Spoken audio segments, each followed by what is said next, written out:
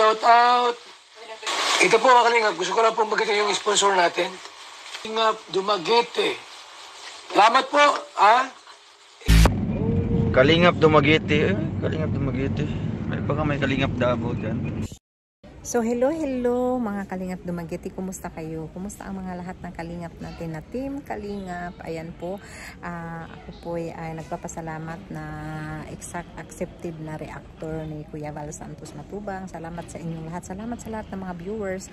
So ayan po, ito po yung ating kunting reaction tungkol po sa upload po ni Kalingap Rab na si Dara at saka si Bea. Grabe itong mga batang ito na walang mama, tapos yung tatay nasa malayo. So ganito talaga, grabe yung sinabi nilang hindi pa nila naranasan.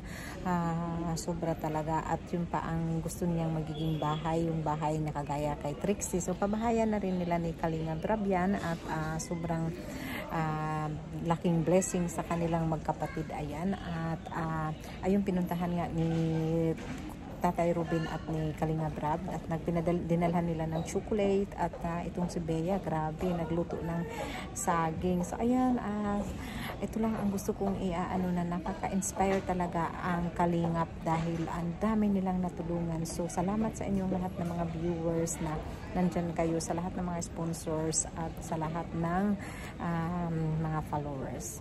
Ingat kayo palagi. God bless and bye!